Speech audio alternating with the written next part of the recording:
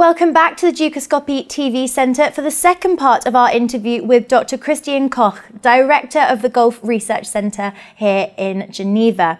Now, we've already discussed the Arab Springs, and now we're going to be moving on to Iran and oil prices.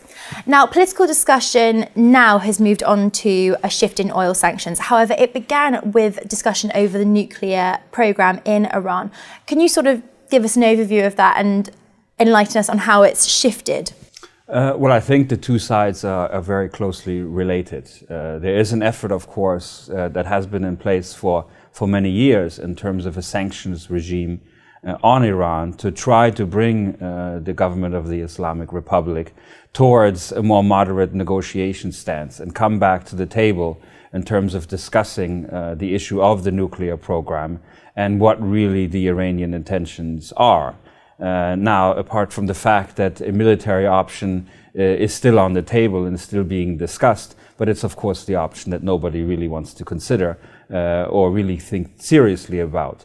So therefore, there's been this movement in place of ever-increasing sanctions on the Iranian regime, and this has taken on new momentum in more recent weeks, with the decision of the Obama administration in Washington to put forward targeted sanctions against the Iranian central banks and looking at tightening the economic squeeze as far as oil exports from Iran are concerned. So we see this as a sort of step-by-step process that intends to really tighten the sanctions on Tehran. Now, you mentioned that the US, now they're employing incredibly bullish methods in terms of proposed sanctions, embargoes, now at a point when oil prices are incredibly high already, as we can see on this chart here. Do you think that perhaps they're almost cutting off their nose to spite their face? Well, I think there are two considerations that one has to take into perspective here. The one is, of course, that in the US we are having in 2012 an election campaign. And there's a lot of domestic pressures here. President Obama didn't necessarily want to go as far on the most recent sanctions policy, but he was pressured also in terms of the US Congress, where there's a very hawkish element in terms of imposing these kinds of restrictions on Iran.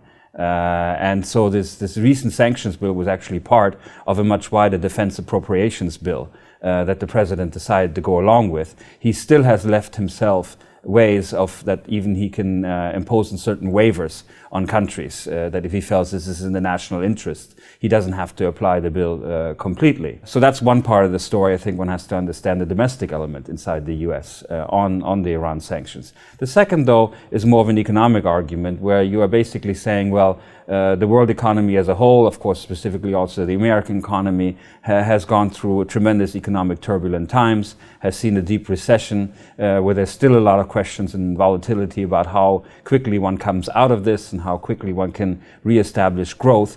In the meantime, oil prices have been high throughout. So I don't think there's an argument at the moment in Washington taking place that one should worry too much about whether oil prices are going to reach maybe another $5, $10, $15 more on the oil price, because overall the world economy seems to have been able to accommodate the kind of high oil price environment that has been in place for the last several years without it having such a tremendous impact on the world economy. So I don't see that the argument is really taking hold in Washington that here we are damaging our own prospects in the medium term. The European Union announced an embargo on Iranian oil last week to pressure Iran over its nuclear program. Considering that the European countries represent only 20% of Iran's oil exports, does this not seem to be a bit of an empty threat almost?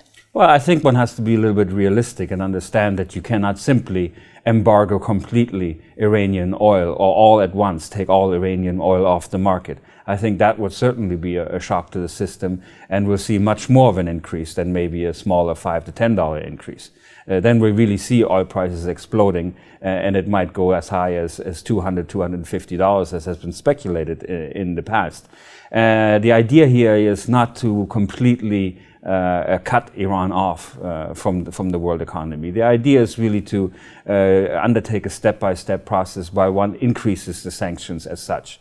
So if you already are able to take 20% of Iranian exports away, and this means less income for Iran in the end of the day, as they would have to look for different markets to sell that oil and might even have to sell some of that oil at discounted prices. It has an impact on the Iranian economy in terms of less revenue, given that the economy itself is so reliant on oil sales in terms of supporting its budget.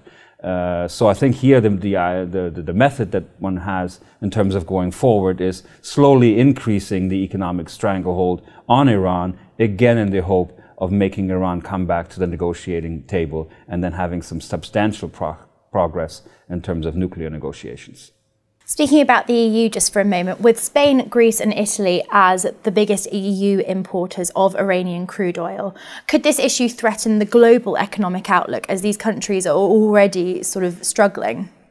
I think the impact on the global economy is going to be still rather limited. I think there's enough oil supplies out there at the moment to accommodate sort of a slowing down of Iranian oil production, oil exports, in the case of these sanctions that are being imposed. The other Gulf Arab oil producers, especially in the front with Saudi Arabia, Saudi Arabia has put a lot of emphasis in raising its capacity in oil production in recent years and is now producing at the moment more oil than they have in the past 2 decades. They're producing close to higher than 10 million barrels of oil a day, which is a high for them. And that has already calmed markets down in terms of, even if there are short-term interruptions to supply, that a country like Saudi Arabia can step in and provide the additional supplies. The other side of the coin is that there is sort of a demand issue out there. The Saudi oil minister has recently announced that he doesn't think that the problem is going to be in terms of oil supply. The problem will be a little bit more on the side of oil demand, that as countries as Europe are still struggling with some of their economies, this will naturally also have pressures on sort of downplaying the demand side of oil, and therefore that projections that oil demand will necessarily increase as greatly as has been presupposed maybe 4 or 5 years ago, that might not be the case. So that also will have some downward pressure on the price in the more medium term. So I think again the implications for the world economy are not as severe as sometimes they are made out to be. The problem almost seems to be escalating. You've got Iran threatening to sell oil elsewhere, threatening to block exportation routes. Can you see a resolution being reached over this problem? Well, it's very difficult at the moment because we are also talking about issues in terms of domestic political stability inside Iran. You are looking at the factor of Israel and how far Israel feels threatened by the move that the Iranians are making on the nuclear front, and whether we are not approaching a very close a time where unless military action is undertaken, then basically Iran has reached a point of no return, and basically has the capability available to itself to produce a nuclear weapon at one stage. So there's a lot of time factors here that have increased the pressure recently, and that's why we see so much rhetoric out there in terms of possibility of military escalation in case that the Iranians don't come back to the negotiating table. We have seen some more positive signals from Iran itself. They've indicated willingness to come back and talk about the nuclear program. We've just had a visit of a delegation from the International Atomic Energy Association visit Tehran, visit some of the sites, and they have come back with a relatively positive picture to say that follow-up visits are possible, and we still think there's maneuverability on the diplomatic front. So the prospects are there that one can still have a diplomatic resolution, but one has to also consider many of the other factors in place, including the American domestic environment, including Israel and its policies that might still again lead to an escalation, but one hopes not. Christian, thank you very much for coming into the studio. Thank you. That's all we've got time for today. However, do stay tuned to Dukascopy TV for all of your latest trading analysis updates and interviews. For now though, goodbye.